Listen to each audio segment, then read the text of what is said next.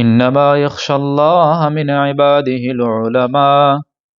وقال الله تعالى في مقام آخر: يرفع الله الذين آمنوا منكم والذين أوتوا العلم درجات. وقال رسول الله صلى الله عليه وسلم: طلب العلم فريضة على كل مسلم. سبحان ربك رب العزة عما يصفون، وسلام على المرسلين، والحمد لله رب العالمين. دا دین اسلام د انسانیت د پاره یو لوی نعمت دی، او په دې زندګۍ کې چې کله انسان ته حقیقت پروت دی نو او قرآن مجید دی.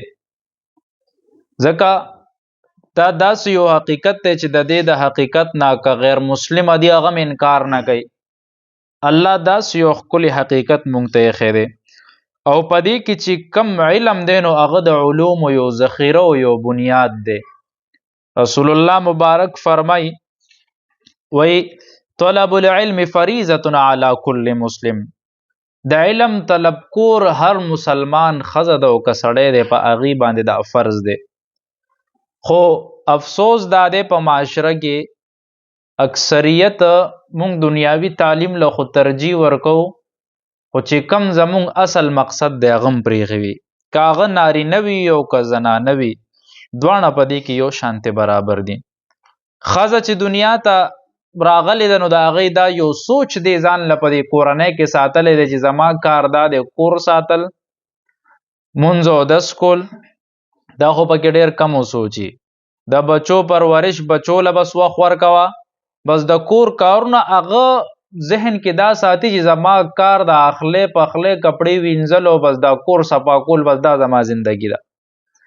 لن کې داسې نه ده چې څومره علم حاصلول په سړي باندې لازم دی دومره علم حاصلول په ښځه باندې هم دی چې ښځه هم دومره علم زده کړي.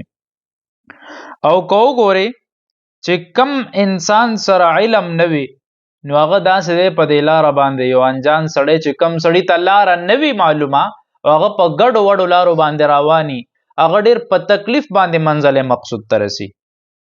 خو چې کم سړي ته علم وي نو د هغه مثال داسې دی چې یو سړی د خپل کور باشنده دی، کور نه بهر لاړو ضروریات پوره کو واپس خپل کور ته راغه، لاره ورته معلومه ده. خو چې کم ته نه ده معلومه نو دا بې ذوقه او بې علمه چې کم د دې کوشش هم نه دی کړی په دې مقام کې داسې پروت دی. د دې اصل کې یو دوه وجوهات کېدی شي چې مونږ زنانه علم ولې نه حاصلې. یو خو دا ده چې په علاقو کې که کوڅه په کوڅه وګورو نو د سکولونو کمې خو نشته، هر کوڅه په کوڅه سکول دی، تعلیم معیار هغې خو کول غواړي، خو مدرسه کمه ډېره میلاویږي. هغه شانتې د مدرسې اهمیت د خلکو په اړه کې نشته. که حکومت دی نو هغه فروغ چې ورکوي نو هغه مدرسو له نه ورکوي، هغه سکول له ورکوي. دویمه وجه د والدینو هغه بېذوقي ده چې والدین خو بچو باندې هغه ډنډی ورته نیولي چې سکول ته به ځې سکول ته به ځې، خو هغه شانتې شوق د والدینو نشته چې د بچو په اړه کې د مدرسې او د قرآن د زده کړې یو اهمیت واچوي. چیرې زما بچې څومره سکول ته زه ورکوم دومره زما بچې مدرسې ته هم لاړ شي.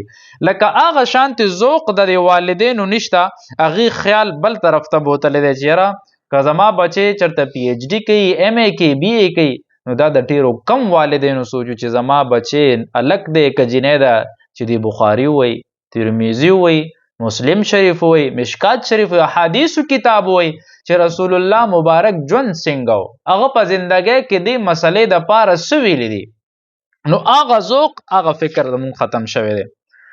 د صحابیاتو د دینی جذبه ډېره زیاته وه چې کومې صحابیاتې وې، ځکه چې د دې نه معلومیږي 1,40,000 صحابه کرامو، په هغې کې 49 صحابه داسې وو، په هغې کې 149 صحابه داسې وو چې هغه صحابو ته فقها ویلی شو چې د ټولو له به څه مسله راغه نو دا صحابه د دې مشرانو هغه مسلې وضاحت پې ورته کولو. په هغه 49 صحابو کې بیا ډېر غوره چې کوم نو هغې کې 14 صحابه وو. هغه 14 صحابه داسې چې هغې د 149 ته به مسله راغه د 14 له بیا وروړه، په هغه 14 صحابو کې حضرت عائشه رضی الله تعالی عنها و فقیه وا چې مسائل به وروړو نو هغې ته به وړاندې کېښو نو هغې ته دا اعزاز حاصل و چې هغې به د پردې شاته لوی صحابو له د هغې جواب ورکولو.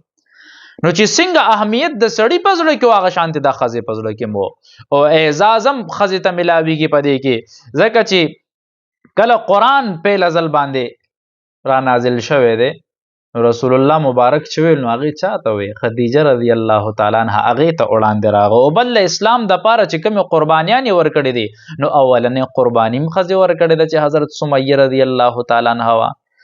نو چې څنګه تعمیر هلته کې د سړي په کار دی داسې د ښځې هم په کار دی. او که غور وکړي د هر مونږ دا وایو که نه چې د هر کامیاب سړي شاته چېرته د یو ښځې لاس وي یا هغه د والدې په شکل کې یا د خور په شکل کې یا هغه د ښځې په شکل کې یا د لور په شکل کې نو چې هغه ښځه سړي سره ودرېږي او هغه له ډاډ ورکړي نو هغه سړی وړاندې ځي.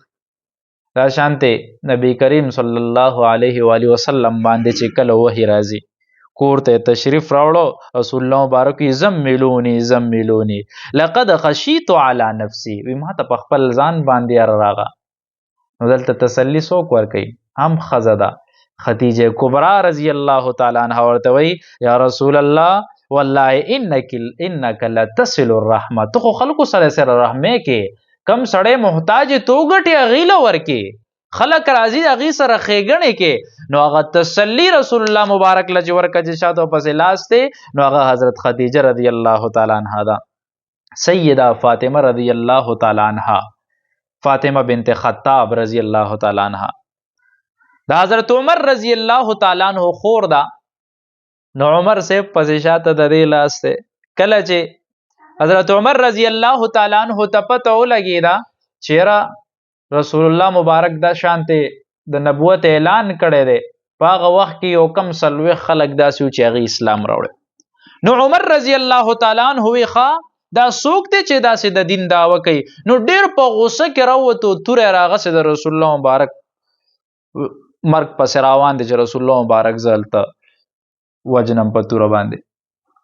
کله چې زی په لاره کې خلک ورته وایي ته رسول الله مبارک ته ځې هغه به دار ارقم کې و او وی دلته وګوره وي په خپل کور کې ستا خور اسلام وروړی ستا اوښې اسلام وروړی هغه بس ولنه ځې ته د غوسه نور هم زیاته شو راغو خور کره خور ته وایي چې کم صحابي ورته قرآن ښودل هغه ته پټ شو د عمر صاحب روب ډېر زیات و چې پټ شو تی خورې مخې ته راغه ورته وایي تا اسلام وروړی وی عمر وی چې د کم پلار وي ته زوی د هغه پلار زوم لور یم ما هم اسلام راوړی دی زما خاوند هم اسلام راوړی دی.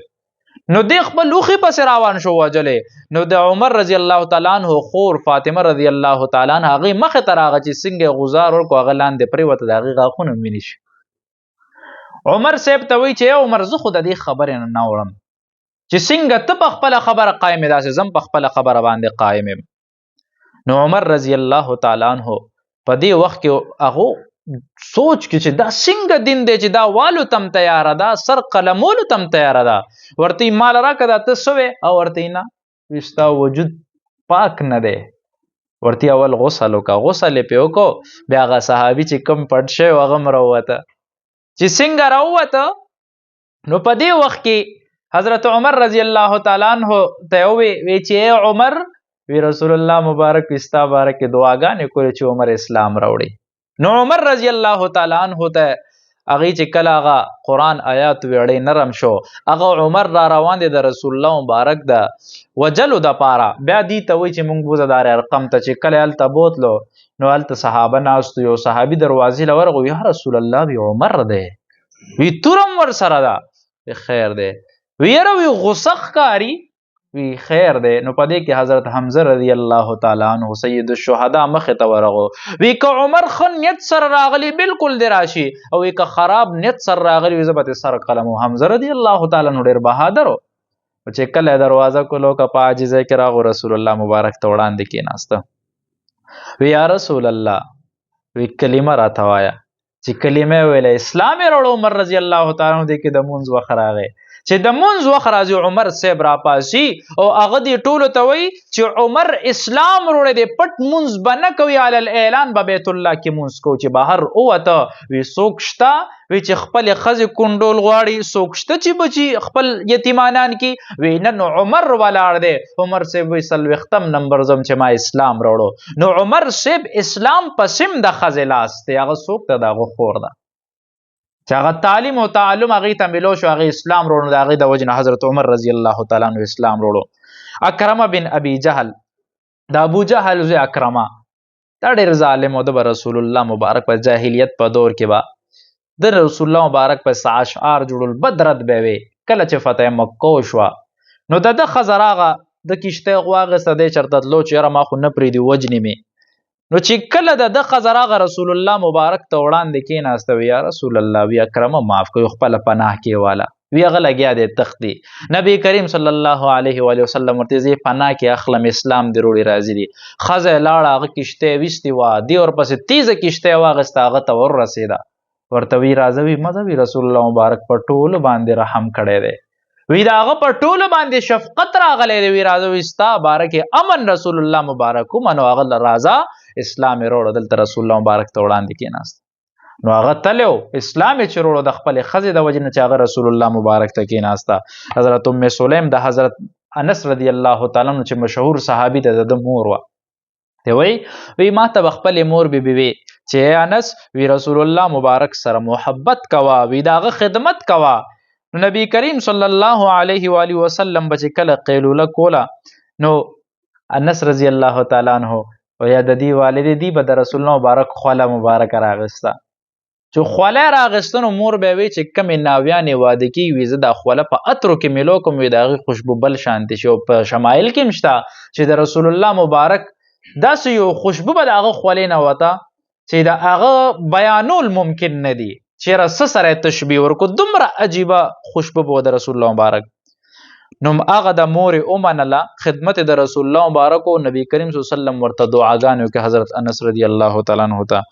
نو انس رضی الله تعالی عنه ته وی چې ستا په مال رزق جان اولاد عزت کې برکت شي. نو د هغې کردار مخې ته راغو.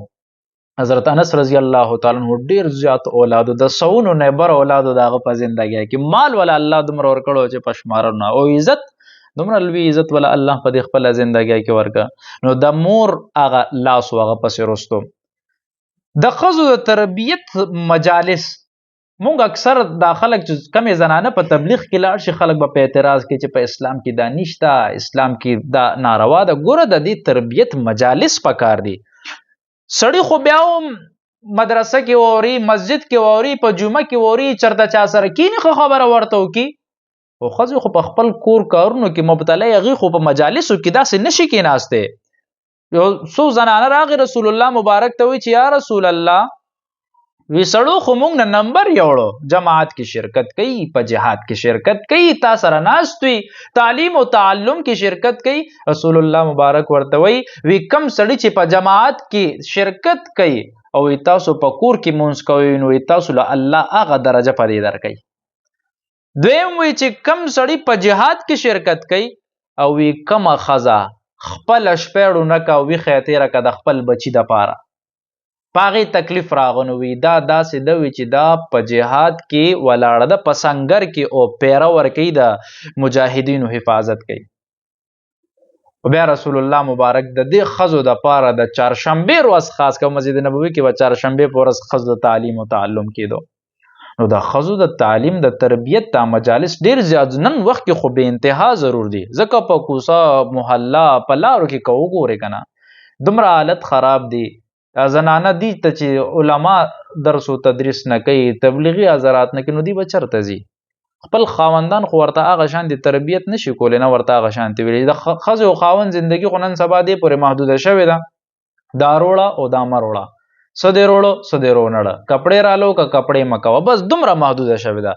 نور که چېرته خاوند د شریعت مطابق او د اسلام خبر وکړي، نو د هغې په ذهن کې عجیبه عجیبه سوچونه راځي چې دی راته مولا شو، دی ما د دې نه منې کوي. نو د هغه خبرو کې دومره اثر نشته، د په خپل کور کې هغه شانتې کردار نه دی پرېښی. د صحابیاتو د علم ذوق ډېر زیات و، دومره زیات و چې څه حد یې نشته. یو ځل حضرت عمر رضی الله تعالی عنہ په منبر باندې ولاړ دی. په منبر باندې چې یاره خلک داودونه کوي په مہر کې مخکېواله او وروستواله کوي، څوک زیات کی ښه زیات کی چې هغې د هغې مثل نه، څوک دومره کم کی چې د ښځې حق نه ادا کوي.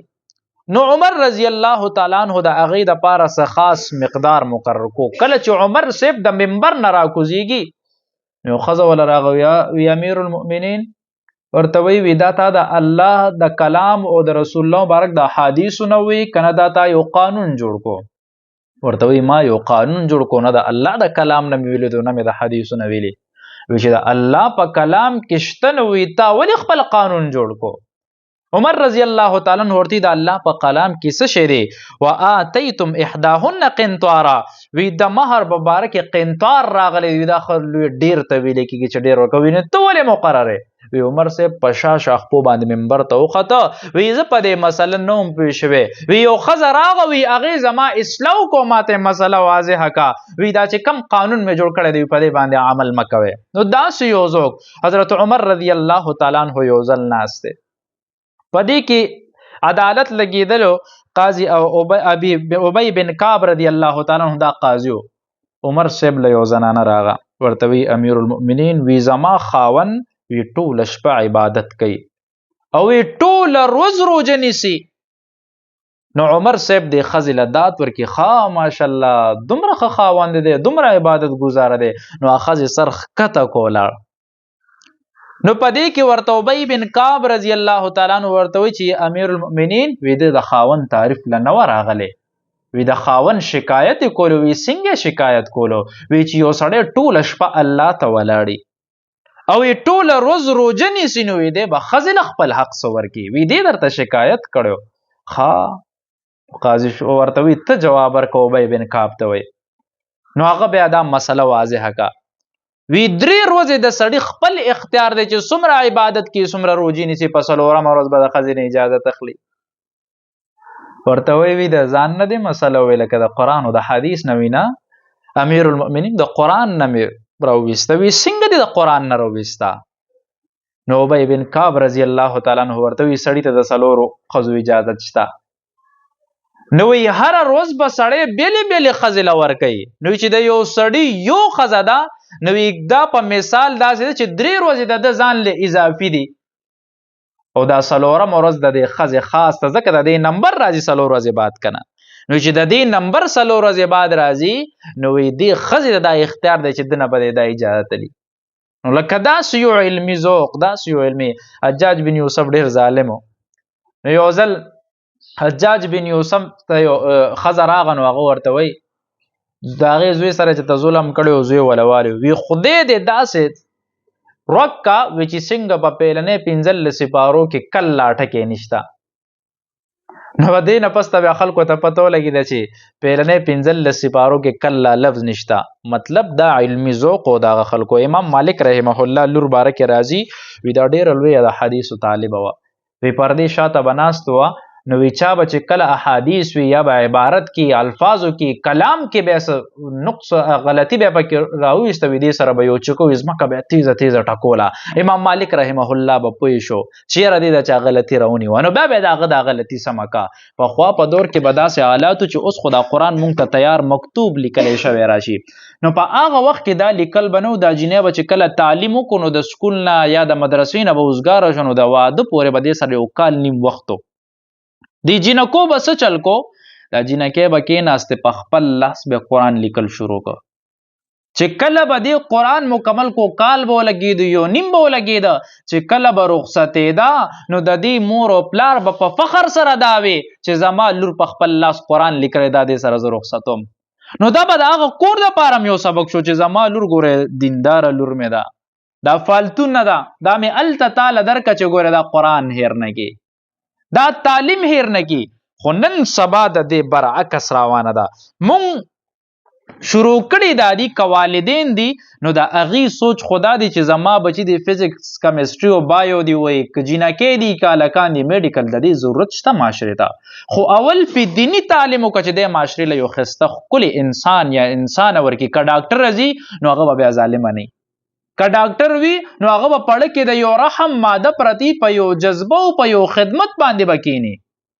په آخرت کې څوک ته چا نه پکارېږي. بیا به دا عمدک بچي به وي دی به بیا سوی په آخرت کې الله ته چې الله ورته څه دې راوړي دی راله قرآن دې راوړی دی عبادات دې راوړي دي نو دی به څه وي انا اطعنا سادتنا وکبرانا فاضلونا السبیلا. وی مونږ د خپلو د مشرانو پیروکاري کړې د هغې پسې روانو هغې په ګمراهۍ باندې وو مونږ هم په غلطه زمونږ د والدینو سوچ محدود و هغې صرف دنیاوي تعلیم دپاره ویستي وو نو زمونږ ذهن هم داسې و نو بیا به څه وي ربنا آتهم ضعفین من العذاب ولعنهم لعنا کبیره. ای الله مونږ سره زمونږ مور او پلار ظلم کړی دی مور او پلار ظلم کړی دی مونږ یې د تعلیم نه ایثار کړی وو وی یا الله زمونږ پر ډبل سزا دی مور او پلار له ورکړي او الله وی په دې لعنت راوورې په مور او پلار بیا لعنت ورېږي نن کې والدین څه کوي چې څه د خولې نوړی هغه بچو له ورکوي چې څه کوي د خپل بچو دپاره کوي خو هغوی به په تا لعنت وي الله ته به وي ډبل عذاب ورکړي ولې قرآن دې ورته نه دی ښولی دین دې ورته نه دی ښولی نو که خپل بچي دې دي نارینه دي زنانه دي نو هغوی ته قرآن وښایه دین ورته وښایه چې کله دینداري په کور کې راغه کنه نو کور به دې روښانه شي.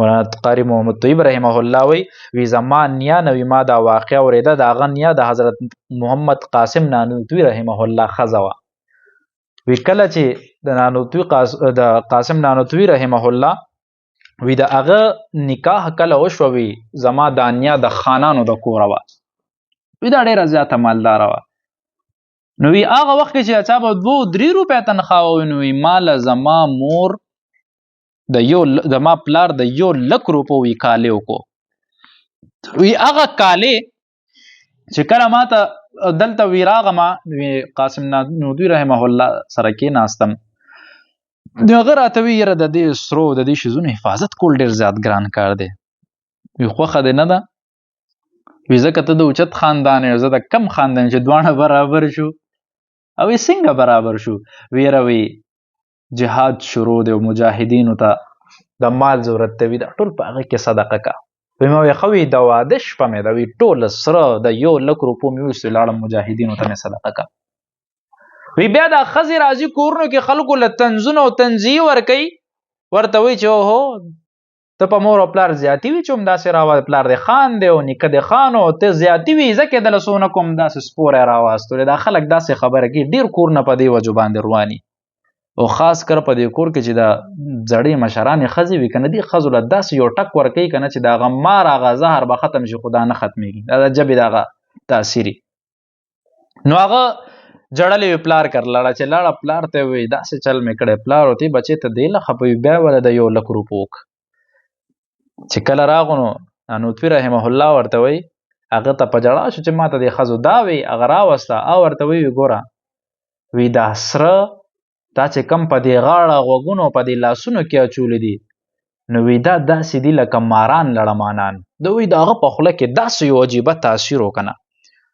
وی چې په ما دا بود شو ما وی کدام لړمانان دي زر زر مې هغه راته چې مو کاږه وی زما په وړه باندې داسې راغه چې دا لړمانان دي ما راویست هغه مې صدقه کړه وی بیا مې د خلکو په خبرو پروا ختمه که تر دې پورې چې هغې 2 کاله پورې د مشکاتو حدیثو درس به خلکو ته بیا کولو داسې ځان برابر کو هغه د کور ماحول چې کله بدلیږي نو هغه د ښځې د وجې نه بدلیږي کله چې ښځه ځان بدلول غواړي نو هغې سره بیا ماحول بدل شي خو چې ښځه ځان بدلول نه غواړي نو ماحول نه بدلیږي او اسلام به په آخره وخت کې دومره حد ته وغورځېږي چې په هغې کې په یو سنت باندې عمل کول به هم ډېر زیات ګران شي حدیث کې راځي وی چې څنګه په ابتدایي زمانه کې د اسلام یو اجنبي دی نو وی داسې آخره وخت ته به هم راشي چې خلکو ته د اسلام خبره کوي په هغې باندې به یو نوی لګي نو چې څنګه تربیت ته سړو دی داسې تربیت ته ښځو هم پکار دی چاله الله لوریانې ورکړي وي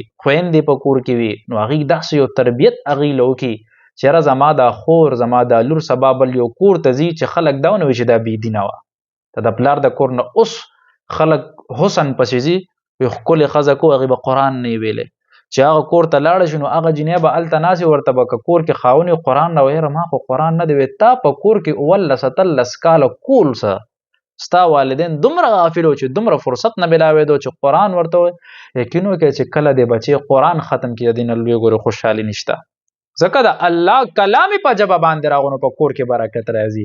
او چې بچی د قرآن ختم کړي د دې اجر هغه مکلف نه دی، اجر والدینو ته ملاویږي. که نوافل کوي، فرایض کوي، روزي نیسي، څومره عبادت دا بچی کوي هغه مکلف نه دی، نو چاته فایده شو؟ تا ته فایده شو، تا ته اجر ملاویږي، مور ته اجر ملاویږي، دا هغه په حساب کې خدا لایسم نشتا، خو اجر والدینو ته ملاویږي. الله دې مونږ تاسو ټولو نه راضي شي او الله دې مونږ له د خپلو بچو تربیت کولو توفیق را نصیب کړي. واخر دعوانا الحمدلله رب العالمین. الہ العالمین ایمان هم نصیب کړي، الله ګناهونه معاف کړي، الله د بچو تربیت را نصیب کړي. الله ډېر غافل شوي الله بېدینه نه مو ساتي، الله دینداري را نصیب کړي.